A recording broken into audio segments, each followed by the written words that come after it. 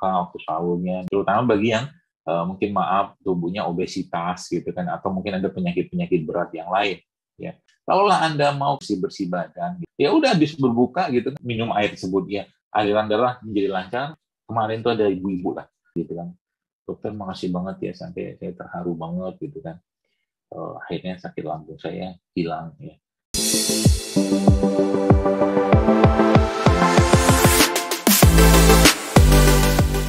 Konsep kesehatan itu ya, atau masalah kesehatan yang ada saat ini adalah karena berlebihannya banyak orang dalam urusan makanan, dan solusinya adalah Ramadan. Itu yang pertama. Jadi solusi Ramadan adalah bulan kita lebih banyak ya, atau lebih merasakan untuk lapar gitu kan bulan ini, dan tinggal minta, karena doa orang berpuasa kan mustajab. Artinya apa?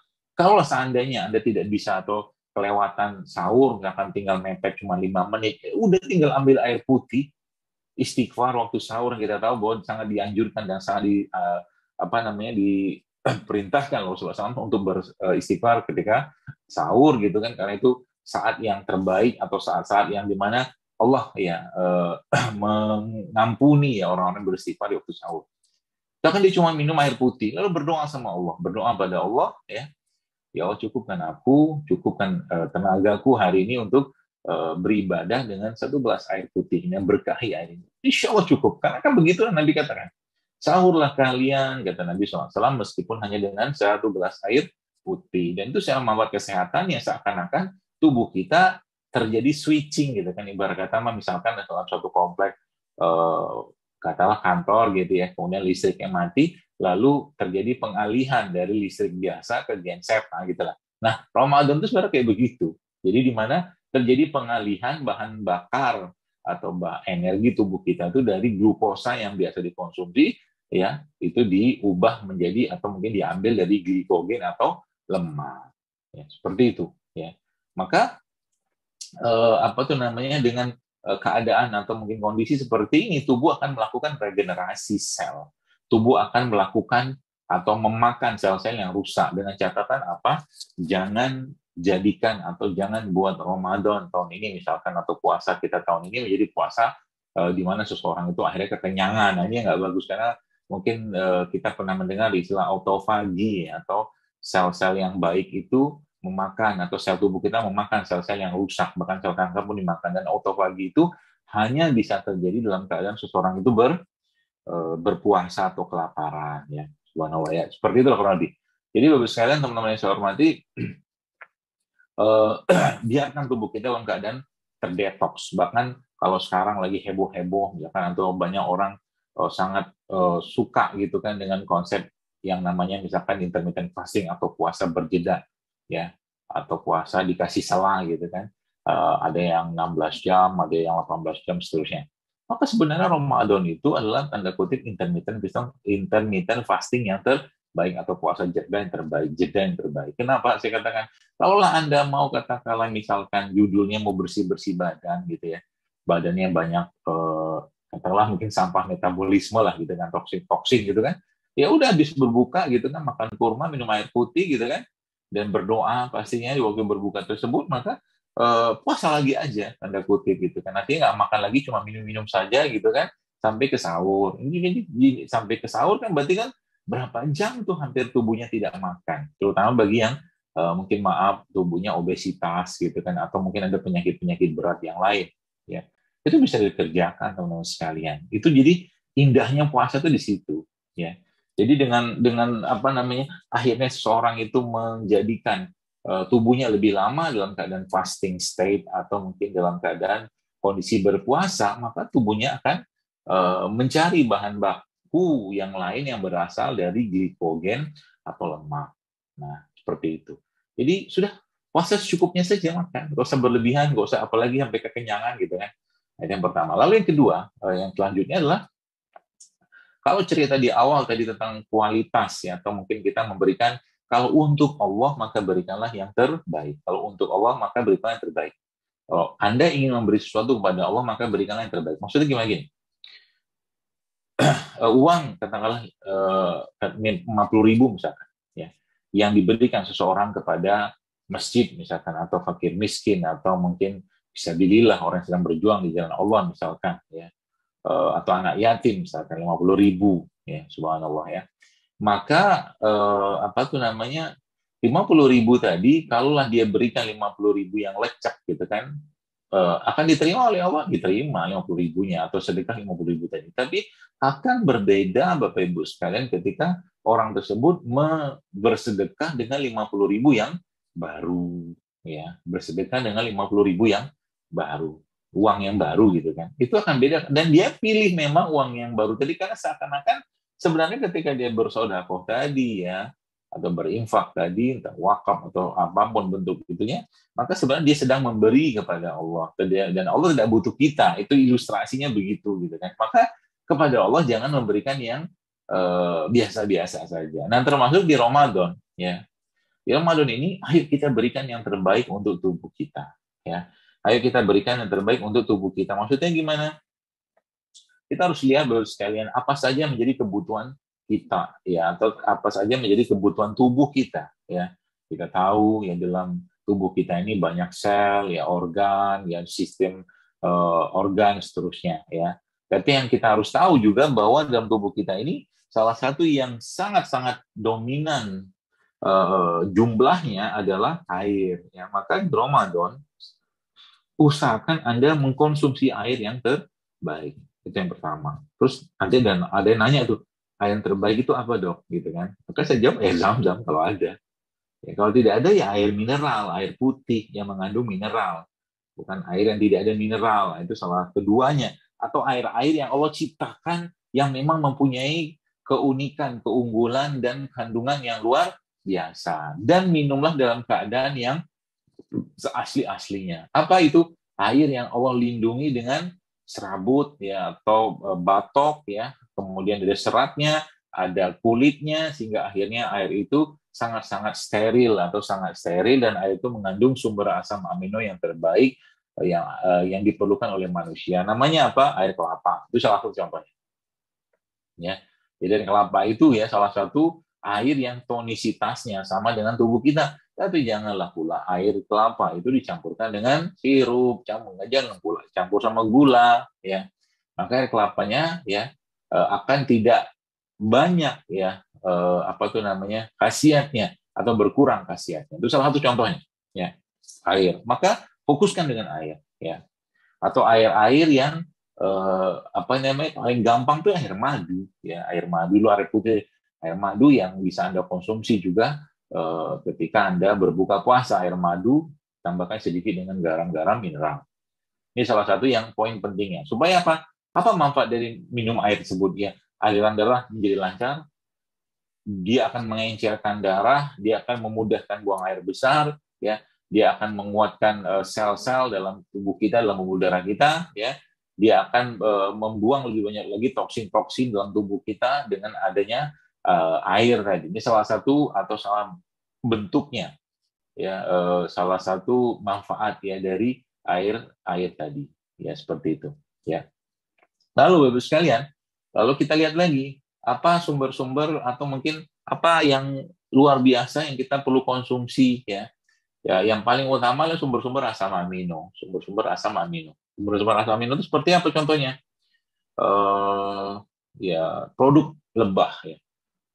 Mau madunya kek, mau propolisnya, mau bipolennya, mau royal jelly-nya, mau sarang lebahnya, atau madu itu sendiri, gitu kan. Itu salah satu sumber asam amino yang sangat-sangat baik, ya. Bisa Anda konsumsi. Jadi Ramadan sudah saatnya kita berpisah dengan sirup-sirupan, ya. Saran saya, Ramadan sudah saatnya kita bertalak, ya, atau mungkin bercerai dengan sirup-sirupan. Kalau Anda pengen minum sirup, udah bikin sirup dari madu.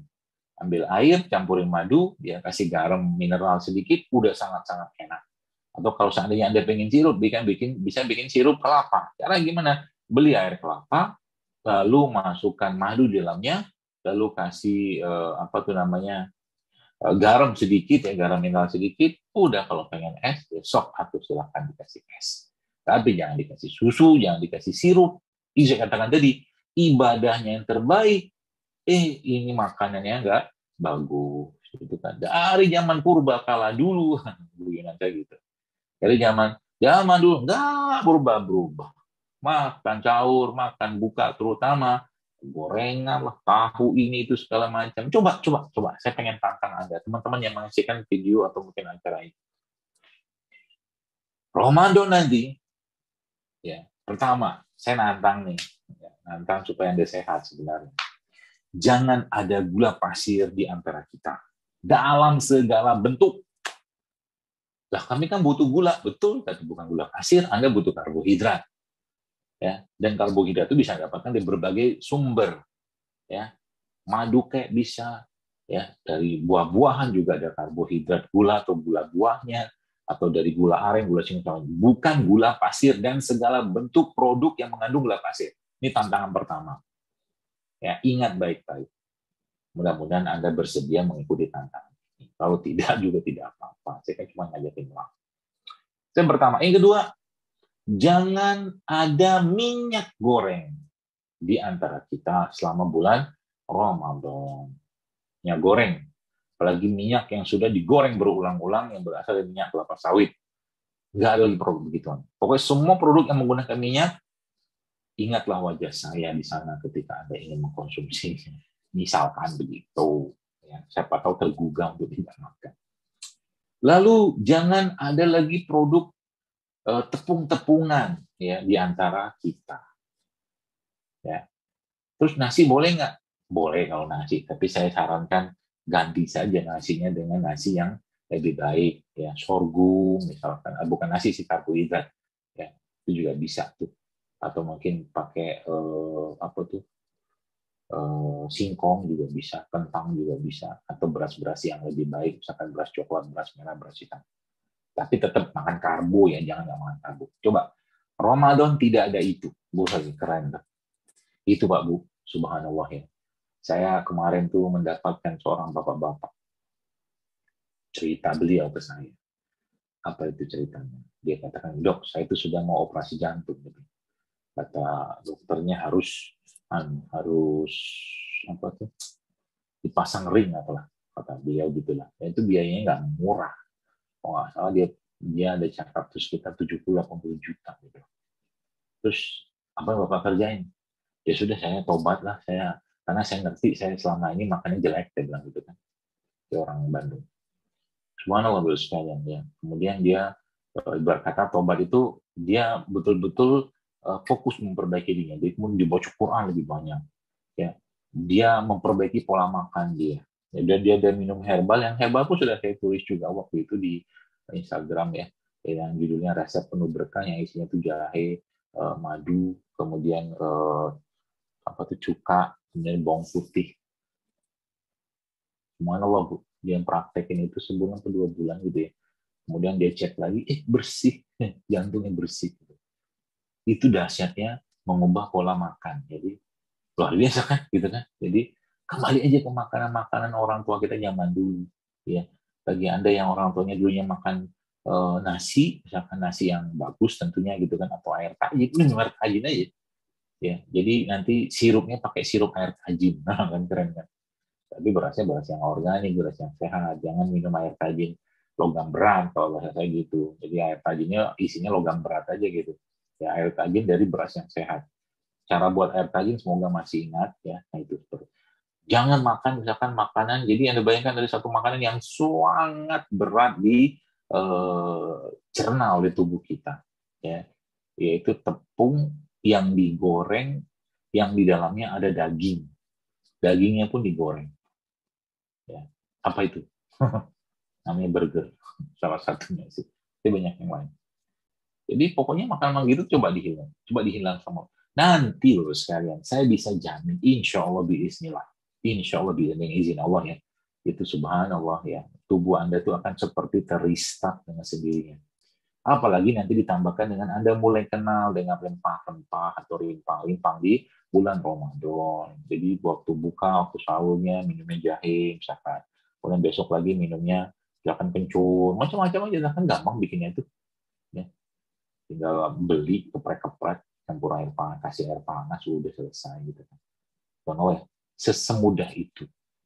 Dan kalau bahasa para ahli-ahli ilmuwan itu gimana seorang itu hidup, disitulah obat Allah ciptakan untuk orang yang sakit di sana. Jadi orang Indonesia itu kalau bicara, apalagi kita sebagai Muslim gitu kan, Ramadan itu harusnya bahagia luar biasa ya.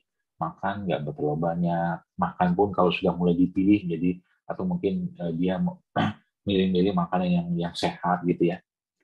Maka itu double double efeknya. Maksudnya tubuhnya itu akan cepat sekali recovery-nya. Dapat dari puasanya, ada proses-proses seperti autopagi atau segala macam gitu kan.